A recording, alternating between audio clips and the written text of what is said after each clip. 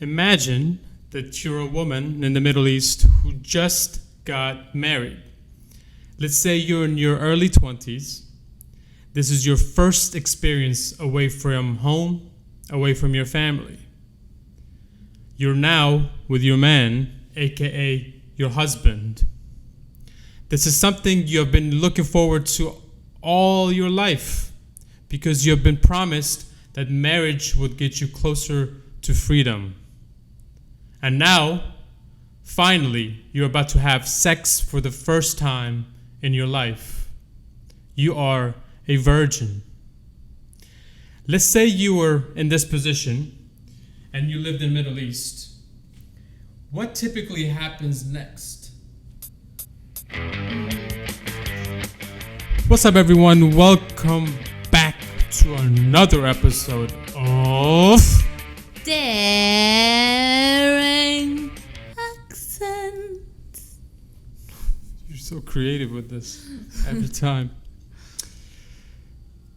So what typically happens next is you have no idea what to expect.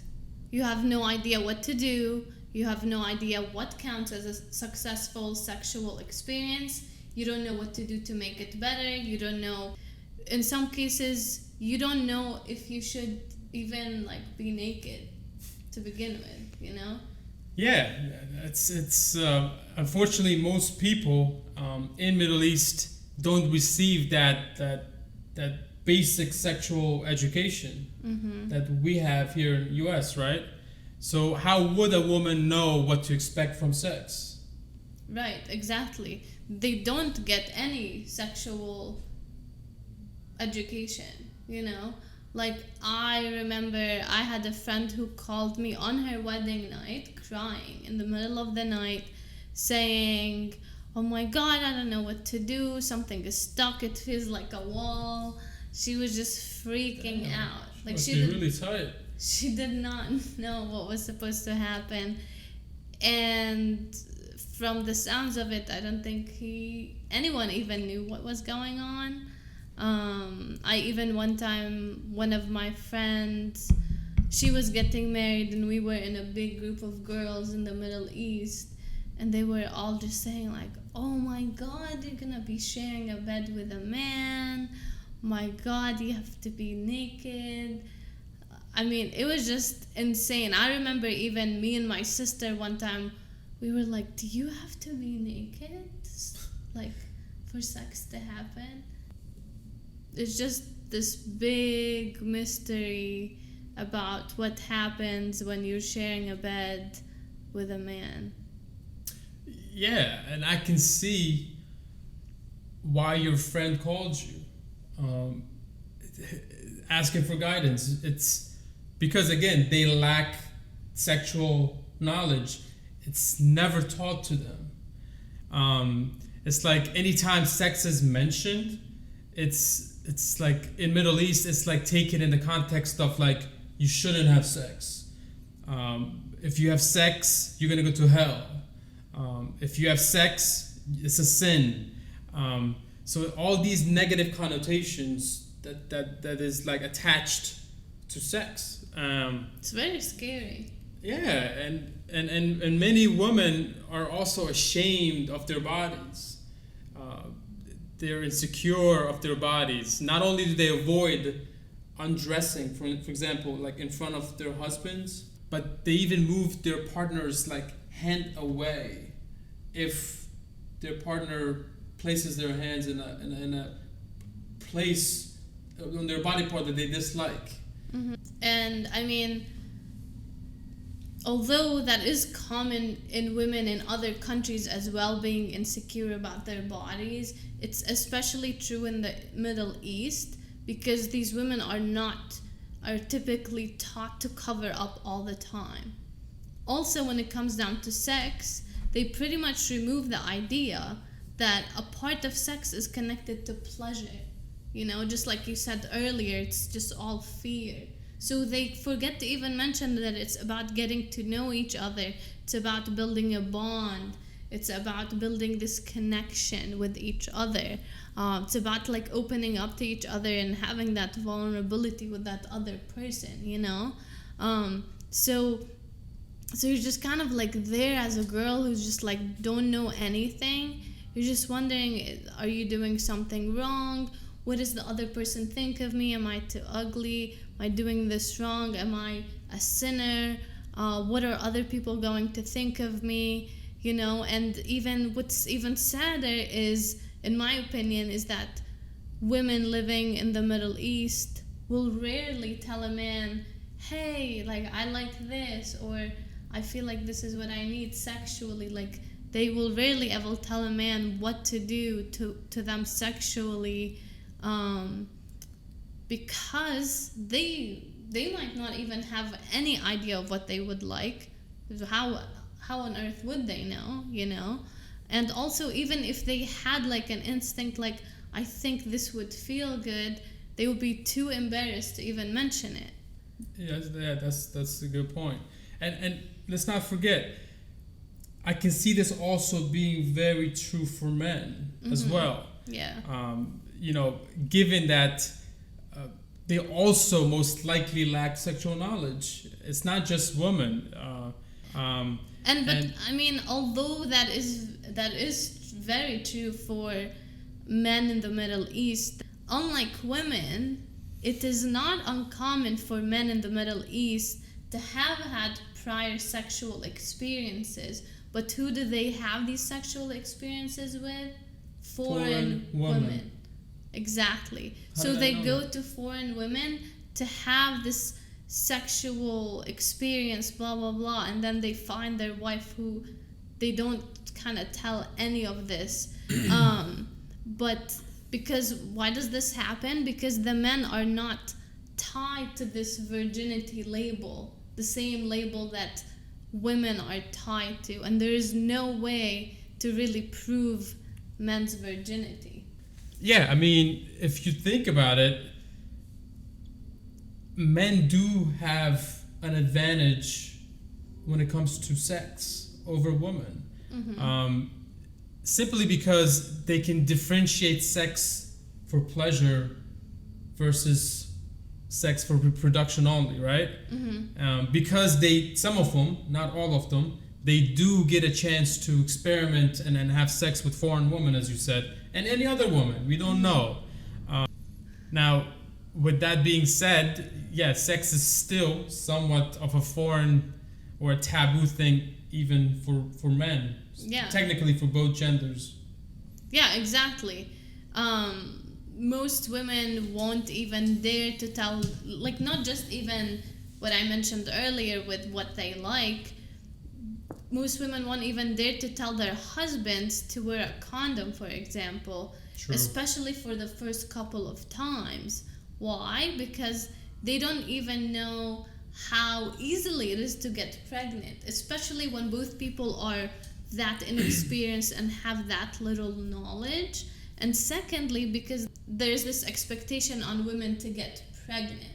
You know what I'm saying?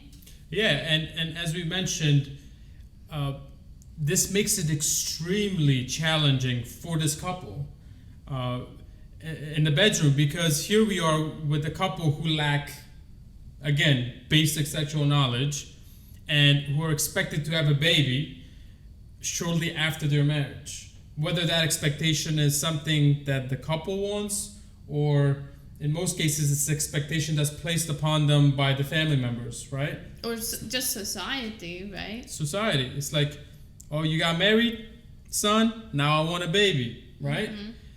So if you look at what really happens in retrospect, a lot of women, they get impregnated during their first or second time of having sex. Now you have a whole year of pregnancy in which this woman could go without any form of sex for pleasure. And I think this process or this delay makes it hard for a woman to relate sex to pleasure going forward.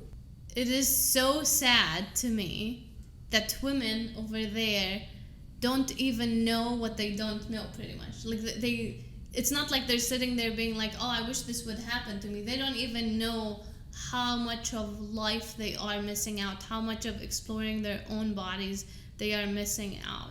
And from what I know, that women actually get very hormonal and sexually aroused when they're pregnant.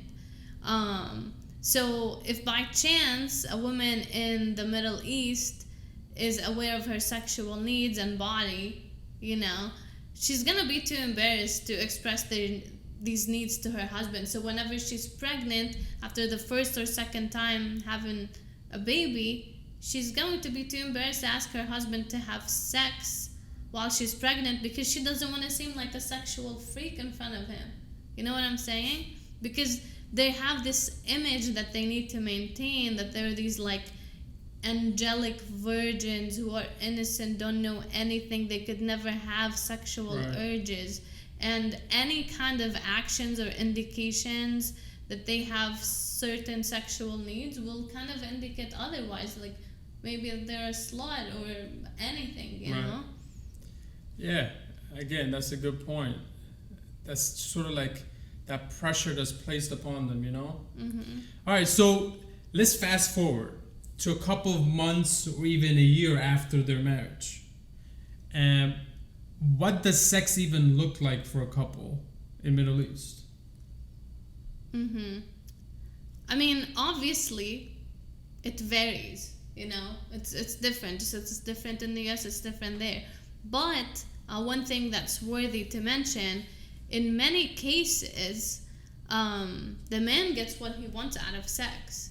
So he goes in for a minute, for 2 minutes, whatever, does his... Pump. Yeah, exactly. Does whatever he needs and gets out. He doesn't pleasure the woman. He doesn't really know what to even... He might know, but he might not care, which over time makes the woman feel like shit about herself. It starts to feel like she's an object. So she might crave sex less and less because she's not getting anything out of it. No connection, no bond, no pleasure, just like dirt, pretty much. And this concept applied worldwide generally. Right. But especially in the Middle East, due to the lack of sexual education and due to how much they make sex be a sin and something fearful, so it does lead women down the road to turn down sex a lot. Which, I mean, sometimes they do turn down sex, but the problem comes when in some households in the Middle East, rejecting sex is not acceptable. Right. So sometimes women pretty much get raped, or there is no consent to sex. It's not like her husband is forcing her, not like the typical image you have of rape, but it's like he's having sex with her without her consent.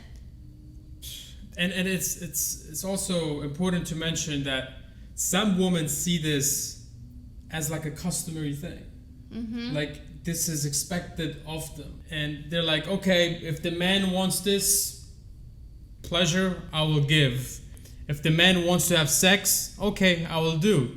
They don't really think of it as anything out of ordinary. It becomes like and even if they complain about it, this is where it makes it more sad. Even if they complain about it, they will most likely be told that it is their duty as wife to fulfill the man's needs. And so pretty much the man gets what he wants while the woman just goes about doing her thing.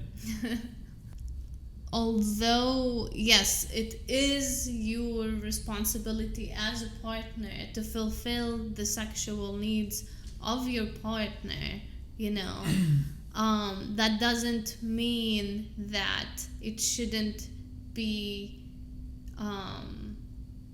like whatever you give, you also get. It doesn't have to be 50-50, but you should get some reciprocation back. You should be getting fulfillment from it. You know what I'm saying? And it's just so sad to me that women over there, I wouldn't say all women, but it is very common for women to never experience this throughout their whole life. Right. And like for a woman, the sexual part of you is your femininity, your feminism, you know? Right. It's like the tender part of you. So I think over the years you're just like shut down, you become like hateful. There's just like a part of you as a human that you haven't even explored. You're just not living life to the fullest. In a sense, biologically, what they say is you could suppress your hormones, specific hormones called pheromones. Mm-hmm. So that's what happens over time when you go without sex. Your pheromones go down, and what pheromones do is, this is just from my past knowledge, pheromones attract other male components in your life. So when you do lack that in a marriage that's been suppressed sexually, then it might even make it harder for you to find a man going forward. That makes sense. It's a biological you know how they thing. say, people say like if you don't use it, you lose it. That's exactly what happens. Oh, I didn't know that was Yeah, so actually if you think about it, women who are, explorers, like butterflies, they tend to find men at a much quicker rate than a woman who hasn't been. That's a fact. So if you are single, you know what to do. You gotta mingle if you want to get your pheromones activated. That is insane. So what if you just like masturbate? That's another way to activate your hormones. So that's why when you masturbate or when you're, active with sex on a regular basis, what happens is you will actually get hornier at a faster rate. So therefore you would want to participate in sex more versus you not having sex for a long time. It kind of suppresses your hormones. Therefore you don't really look for it. That's crazy. And you might even get like medical problems, right? I one time was watching a movie, I don't know if it's true. It was like this girl, I think it was Sex and the City. And the girl went to the doctor and like she had a yeast infection or something. And the doctor told her that her vagina was just depressed. Because she hadn't That's been a good way to having put sex. it. Yeah, your vagina can get depressed before you get depressed. Mm-hmm. Because, in a lot of times, this is another Schweppes theory. If your vagina gets out of depression, you will get out of depression. That's a fact. No, it's 100%. That's why when women and men, when they get laid, you can see a whole difference in their mood when they show up to work the next day. That is so true. Right? I used to work with this manager who everyone knew that she was like waiting for marriage, blah blah blah. She was like such a control freak. And after she got married, everyone would be like, you should have seen how she was before she got married. She changed so much. That's what it is. Some women when they get antsy, some men when they get aggressive, the best way is sex because that's how it softens them, It gets rid of the man's testosterone, it gets rid of the woman's estrogen levels. When they build up. So, if you have a woman that's pissing you off a lot, just, you know what to do. All right. To conclude this segment, let's come up with a suggestion, right? Mm-hmm. We talked all this shit. Let's try to come up with a solution. What is one advice or suggestion that you would give to Middle Eastern women post-marriage? Or they can, something they can maybe take to their honeymoon. Mm-hmm. So first of all, I want to say I'm not here to judge, and I do know that it's very hard to break out of societal rules and to just, I'm not saying go around and like have sex, okay? So my advice is going to be within the societal rules. So I think for women, even though society is oppressing you, there are still things that you can do as an individual by yourself privately without anyone knowing to make sure that your needs are met and that you do get yourself to experience that part of life. So the one thing that I really think you can do is to make sure that your needs are covered regardless, I recommend that you masturbate. And I'm not saying, when I mean by masturbation is just touch yourself, I'm not talking about go buy things that are insane, because Don't buy dildos. Yeah. It's like self-exploration. For a few reasons. One, it is allowed in the Muslim religion to masturbate. Really? It's I something didn't know that's that. allowed, yeah. As long as it does not replace sex, it's allowed. If you're just doing it out of curiosity, you are allowed to do it. It is actually scientifically proven that for a lot of women who struggle to orgasm in sex, which is a very large percentage of women, the best thing to do is to masturbate. Why? Because whenever you masturbate, first of all, you're doing it with yourself, so your body's a lot less stressed, or you're more comfortable. And two, you take your time to explore everything to the point where it will wake up different parts of your body, and you will most likely get to a point where you do get to an orgasm. And that will eventually make your sex experience more pleasurable, because you're more sensitive everywhere else. And two, you will know exactly what your body needs to get there. And three, you would know already what an orgasm feels like, so you won't be scared and resisting it when you're with someone else. Okay, what is your advice to women in the Middle East? So I think it's very important for women to incorporate sex in the bedroom and have those conversations more often. And I think another thing that's important is they can't be too vague about like their body parts. They shouldn't feel ashamed or insecure. They should sort of express it, and they accept their significant other as their husband. That it's okay to undress in front of them. That it's okay that if the man touches them, that it's an okay thing. I think by working, your way up with conversation, touches, you can get comfortable and doing more in the bedroom.